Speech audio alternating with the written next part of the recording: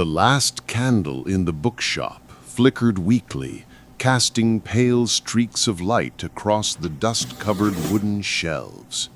On the floor, a dark pool of blood spread wide, reflecting the trembling glow as if it were breathing. Beside it lay Edward Blackwell, the owner of the rare bookshop, collapsed motionless, his eyes wide open, frozen in terror. The grandfather clock in the middle of the room had stopped ticking, its hands frozen at precisely 9:58, as if determined to mark the final moment of his life. A torn, leather-bound book lay discarded, while droplets of candle wax kept dripping onto its cover, merging with the fresh blood. The bookshop's door hung slightly ajar. People whispered that before his death, Edward had been in a fierce quarrel with a mysterious woman in a red cloak, and in that cold, rain-soaked night, her shadow vanished into the darkness, leaving behind a chilling crime scene and a question that shook the entire village of St. Mary Mead. Who killed Edward Blackwell? And why? And the crime scene. The last candle in the bookshop flickered weakly, throwing dull shadows across the old wooden shelves. The air smelled of damp paper, faded ink, and beeswax, hanging in the cold like a thin mist. On the floor, a pool of dark blood spread wide, catching the trembling glow of the flame as if it were an eye on the verge of closing. Beside it lay Edward Blackwell, owner of the Candlelit Bookshop, the man who had stood behind the counter night after night, with his gold-rimmed glasses and stern smile. Now he was collapsed on the ground, his eyes staring wide, frozen in a nameless terror. The pendulum clock in the center of the room had stopped. Both hands pinned the moment, 9:58. Beneath the cracked glass, a grain of dust still trembled faintly, as though time itself hesitated before being shoved aside. On the dark counter, a leather-bound book lay torn open, its spine ripped, its yellowed edges curled with blood. Wax from the nearby candle dripped steadily onto the cover, leaving hardened rings like fingerprints of the dark.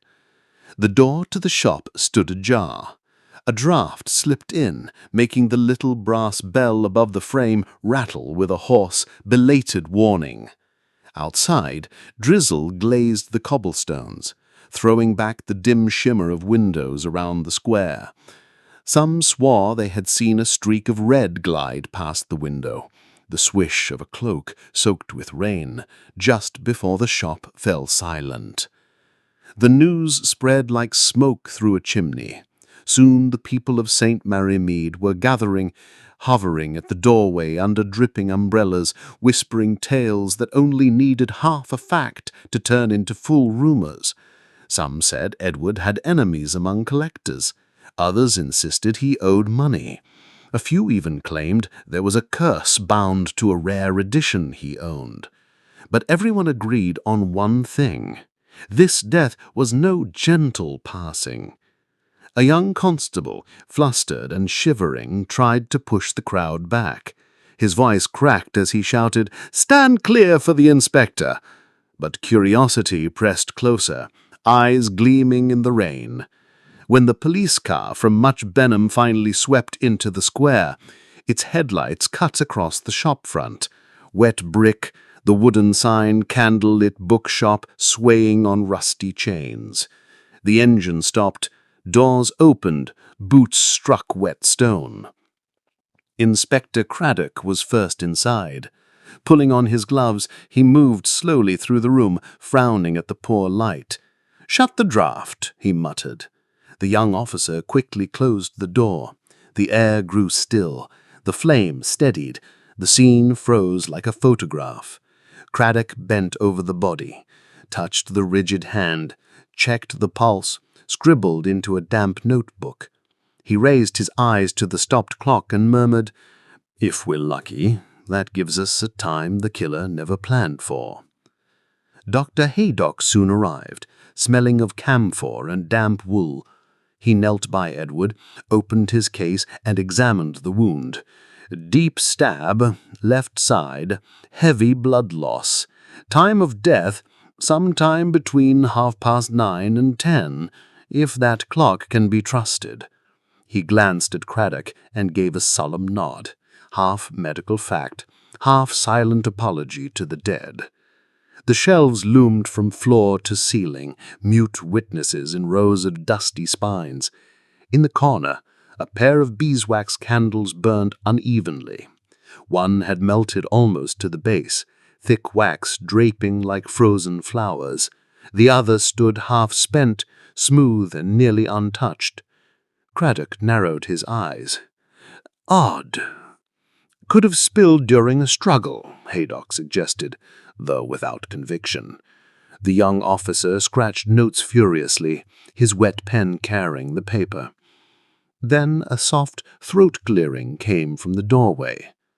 A small, elderly woman stood there, wrapped in a grey woman's scarf. Her cheeks were pink from the cold, her blue eyes calm as still water, until they glanced across the scene, sharp as a needle. The whispers behind her dropped at once. No introduction was needed in St. Mary Mead. It was Miss Marple. She didn't push forward, nor did she fuss. She stayed just far enough to avoid blocking the investigation, yet close enough to see every detail. Her gaze lingered on the stopped clock, the uneven candles, the splashes of hardened wax across the leather book, the faint scratch along the counter. On the floor, tiny muddy footprints in a neat line that vanished beneath a thick carpet laid strangely askew. "Leave the carpet," Miss Marple said quietly. Her tone was gentle, so gentle it could have been overlooked, but Craddock turned instantly, adding a line to his notes. In this village, if Jane Marple whispered a word, even the skeptical paid heed. A paper boy, dripping wet and clutching his bundle, admitted seeing a lady in a red cloak hurrying past, her eyes flashing back at the shop. He added, hesitantly, "And Mr. Arthur, too, sir, Edward's brother." He was clutching his shoulder. I thought it was rain on his coat, but it glimmered, like wax. The name dropped heavy in the room. Edward's only brother, known but rarely liked, living on the edge of the village, dependent on family charity, never much of a bookseller. Craddock underlined his name twice, and soon enough Arthur himself appeared, pale, wet, lips trembling. He gasped at the sight of the body. "Edward! Oh, God!" His hand, almost unconsciously, kept brushing his left shoulder. In the candlelight, Miss Marple saw it. Not rain, but a glistening drop, shining like resin. Her eyes filed it away, along with the torn ledger page, the uneven wax, the scrape in the counter, the red thread caught on the gate outside. Each glue was small, almost invisible, yet together they began to hum like notes in an unfinished tune. Inspector Craddock asked softly, "What do you think, Miss Marple?" She looked back at him, eyes clear, voice steady. "I think this was no bungled theft, no sudden quarrel of strangers. This," she pointed to the clock, the carpet, the wax, the book, "this was arranged, careful. These things cannot lie. They only fall, stop, drip, or slide as they must. It is people." And the witness testimony. The next morning, the rain had stopped. The cobbled square of St. Mary Mead still shimmered with puddles, each reflecting a pale, wintry light. Edward's bookshop stood sealed off with police tape, its windows dark. But outside, the villagers still gathered in clusters, whispering behind gloved hands. The bakery next door opened later than usual. The tea room across the square was packed, yet no one spoke of cakes or scones. Every hushed voice carried only one subject: last night's murder. Inspector Craddock returned to the scene at 8 sharp, carrying a worn case file, his eyes shadowed from a sleepless night. A young constable hurried over. "Sir, we've questioned the square. 2 witnesses claim they saw a woman in a red cloak leaving the bookshop just before 10 o'clock. Craddock gave a slow nod. Gossip was unreliable, but 2 matching accounts could not be ignored. He ordered the woman brought in for questioning. For lack of a station, Mrs. Hubbard's tea room was borrowed as a makeshift interview room. The door opened, and Lydia Harrow stepped inside. She was in her 40s, tall, with neatly waved black hair. Draped over her shoulders was a deep red cloak, now dry, though it still held a faint scent of last night's rain. Lydia owned a small art gallery on the edge of the village, known for her polished manners and, perhaps more than that, for her role in circulating the liveliest of rumors. She sat down, slipped off her leather gloves with thin, deliberate fingers, and tried to keep her gaze steady. Yet Craddock noticed the faint tremor in her hands, the tremor of someone aware every eye was fixed upon her. "Miss Lydia Harrow," Craddock began, his tone even, low. "Witnesses say you were seen at Blackwell's bookshop last night, around the very time Edward Blackwell was killed. How do you explain that?" She blinked. "Yes, I was there, but only to discuss a book of art prints I wanted to buy from Edward. When I left, he was perfectly alive. I swear it." "What time did you leave?" "Perhaps 9:30, maybe a little later. I wasn't watching the clock." Craddock tapped his pen against the page. "And yet 2 witnesses insist they saw you leaving closer to 10. A pause. Lydia gripped her gloves tightly. "They must be mistaken. I wasn't there that long." From the corner of the room, Miss Marple sat quietly with her knitting, as though merely another old lady stopping for tea. She sipped politely, eyes lowered, yet every glance was sharp. She noted the way Lydia's hand strayed to the collar of her cloak, brushing as if to check for a mark. "Did you argue with Edward?" "No." Interrogation of Arthur Blackwell. That same afternoon, as pale sunlight filtered through the tea-room windows, Arthur Blackwell walked in. He was far younger than Edward, just past 30, tall and lean, his suit a little worn but neatly kept. His face was bloodless, his eyes glinting with a restrained, simmering anger. Arthur sat down heavily, resting his elbows on the table. His voice carried a mix of weariness and impatience. "Inspector, I do hope you'll find my brother's killer quickly. The whole village is whispering, and I can hardly bear it." Inspector Craddock, calm as ever, opened the case file. "We're doing our best, Arthur, but there are details that need clarification. You were the one who reported the crime. Tell me precisely when and how you discovered your brother's body." Arthur drew a long breath. "I arrived at the bookshop around 10:30. The door was ajar, the place in darkness except for a few guttering candles. I called out for Edward, but there was no reply. When I stepped inside, I saw him on the floor, blood everywhere. I panicked, ran for the police." Craddock nodded slowly. "You say 10:30, yet the coroner believes Edward had been dead at least 30 minutes by then, closer to 10 o'clock. Arthur's brows knitted. He gave a thin smile. "Coroners are not infallible. A few minutes' margin can hardly be exact." In the corner, Miss Marple appeared absorbed in her knitting, her needles clicking softly, but her bright eyes caught every word. She spoke gently, almost idly. "Oh, but the grandfather clock in the shop had stopped, hadn't it? It fell during the struggle. Its hands were frozen at 9:58. I should think that marks the moment Edward died. Quite the coincidence, wouldn't you say?" Arthur flinched, then forced a brittle laugh. "Perhaps someone else was there before me. The woman in the red cloak, for instance. I saw her. She was quarreling with Edward last night. Why not question her?" Craddock leaned back, arms folded. "We've already have. Lydia Harrow insists she left before 10. Arthur's voice rose, heated, his eyes flashing.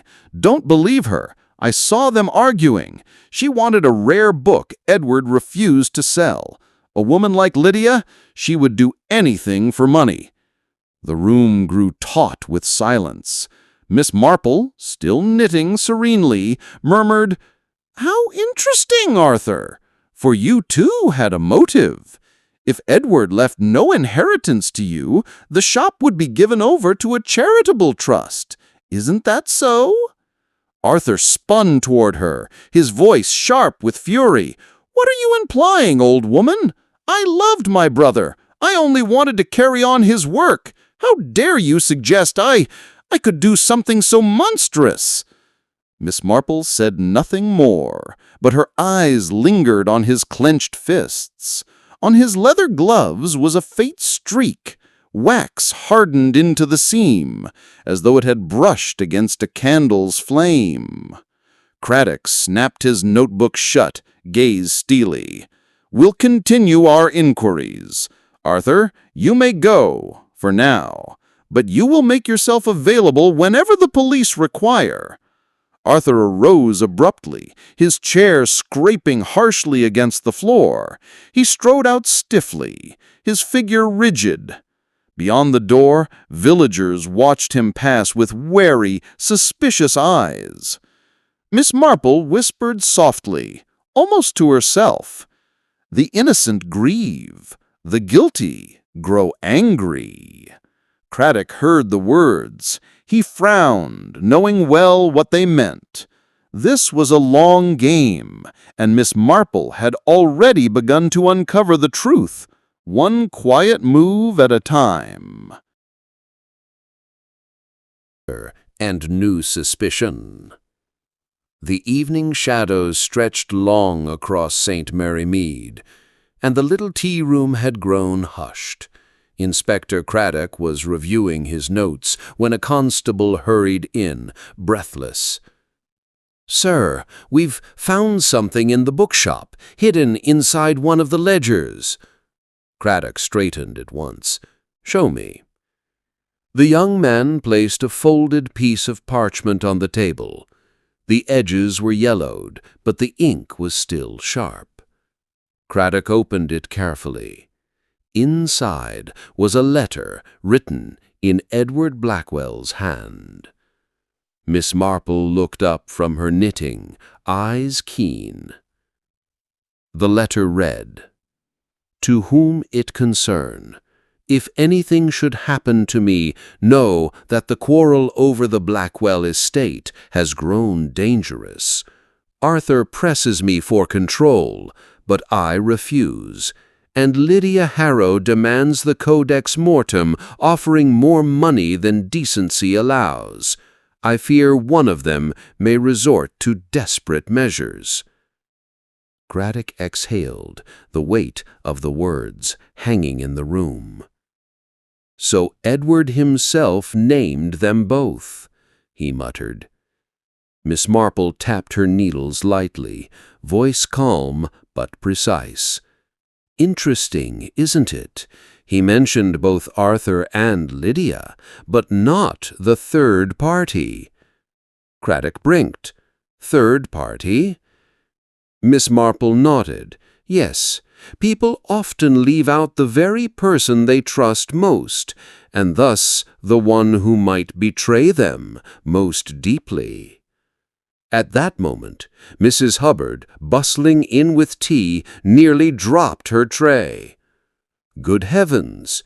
You're not saying it could be someone else entirely?" Miss Marple only smiled. "I'm saying the truth is like a skein of wool, Mrs. Hubbard. One must pull carefully, or the whole thing tangles up." Craddock folded the letter, slipping it into his file. His voice was grim. "This changes everything. I'll need to bring both Arthur and Lydia back in. If Edward feared them, then we have motive on both sides." Miss Marple set aside her knitting, her eyes shining with quiet certainty. "Motive, yes, but opportunity and means are another matter. And I believe we are overlooking something very small, something left in plain sight, as it always is." The inspector frowned, unsettled by her tone. Outside, the night settled heavily over the village. Somewhere in the darkness, the killer walked free, while the pieces of the puzzle began to tighten around them all. In the shadows. The next morning, Inspector Craddock called Arthur and Lydia back for further questioning. The tea room, once a cozy refuge, now felt more like a stage where every glance, every pause carried weight. Arthur arrived first, his expression still taut with anger. Lydia entered moments later, her red cloak draped elegantly, though her eyes betrayed a restless flicker. Craddock placed Edward's letter on the table. "Both your names are mentioned here. Edward himself feared you." Arthur leaned forward sharply. "He twists the truth. I never threatened him. He was paranoid, seeing enemies everywhere." Lydia's lips curled into a faint smile. "How convenient, Inspector. The dead cannot defend their words. But I assure you, I never wished Edward harm. I only wanted that book, nothing more." Craddock's gaze was unyielding. "And yet both of you had reason to see him gone. Arthur for inheritance, Lydia for profit. The question is, who acted first?" The silence stretched. The ticking of the tea-room's clock grew louder. Then Miss Marple, quiet until now, spoke with her usual gentleness. "Perhaps you are both right and both wrong. Edward was indeed frightened, but fear often exaggerates danger. What interests me is not what he wrote, but what he failed to mention." A shiver passed through the room. Lydia shifted uneasily, clutching her gloves tighter. Arthur bit his lip, his composure cracking. Craddock rose, pacing. "So you suggest another suspect entirely?" Miss Marple only smiled faintly. "I suggest that the truth will not be found in their words, Inspector, but in their silences." Outside, a carriage rattled by, its wheels splashing through a puddle left by last night's rain. Inside, the room grew colder. The walls seemed to press in, as though the village itself was holding its breath, waiting for the next revelation. Blue. That evening, Inspector Craddock returned to the Blackwell bookshop. The rain had cleared, leaving the streets glistening under the pale moonlight. Inside, the shop remained sealed, yet the air carried a chill, as though the crime still lingered in the dust and shadows. Miss Marple, wrapped in her shawl, followed quietly. She stood before the toppled grandfather clock, its pendulum forever frozen at 9:58. Her eyes traveled to the shelves, the scattered books, and finally the broken leather-bound volume near the pool of dried blood. Craddock crouched beside it. No fingerprints, no weapon left behind. Whoever did this knew to clean their trail, not the work of a fool. Marple bent gently, her fingers brushing the torn page edges. Not clean enough, Inspector. Look closer. Under the faint candlelight, Craddock noticed it. A tiny fleck of wax hardened along the spine of the book. Not from the candles in the shop, but darker, mixed with faint threads of fabric. Craddock's eyes narrowed. Fabric, from clothing. Marple nodded softly. Yes, and if I'm not mistaken, from the hem of a cloak. Perhaps one hastily brushed against the flame in a struggle. The inspector straightened, recalling Lydia's cloak and the suspicious speck of wax Miss Marple had mentioned earlier. But Lydia's cloak was clean when I saw it again, he muttered. Miss Marple's gaze lingered on the shadows. Cleaned, perhaps, or replaced, but the stain of deceit is harder to wash away than candle wax. As they turned to leave, Craddock paused near the counter. A drawer sat slightly ajar. Inside, neatly stacked, lay Edward's personal correspondence. Among them was a letter, unsigned, yet written in a hurried, almost desperate hand. You cannot keep it hidden forever. If you don't give it to me, others will learn the truth. And then... Whispers. The next morning, St. Mary Mead awoke restless. The village square was unusually crowded. Neighbors gathered in small circles, voices hushed yet sharp with curiosity. At the bakery, the smell of fresh bread was forgotten. Everyone wanted only one thing: news of Edward Blackwell's death. Children whispered about a ghostly woman in red. The grocer swore he saw Arthur pacing the streets at midnight, though no one could confirm. Rumors spread like wildfire, every telling more twisted than the last. Inside the tea shop, Miss Marple sat in her usual corner, knitting needles clicking softly. She listened, not to the words themselves, but to the tones. Fear, suspicion, a hunger for scandal. She knew too well how gossip could weave itself tighter than truth.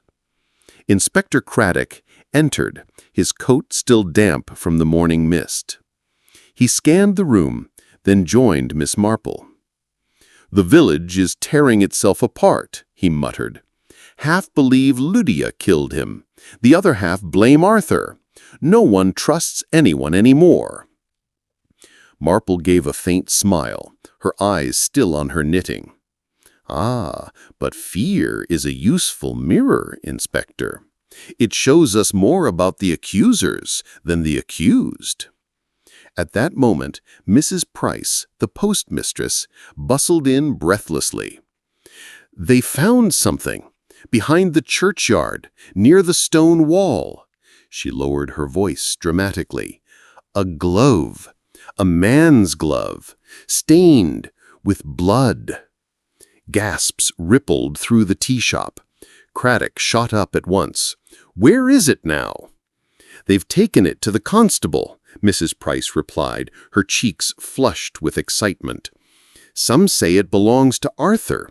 Others swear they've seen Edward himself wear gloves like that." Craddock cursed under his breath. Another clue. Or another trap. Miss Marple set down her knitting, her eyes gleaming. "Ah, but a message, Inspector. Whoever left that glove wanted us to find it. The question is, why?" Outside, the church bells tolled 10 o'clock, their echoes rolling through the mist. And in the hush that followed, the village seemed to hold its breath, as though waiting for the next revelation in a play too dark to end.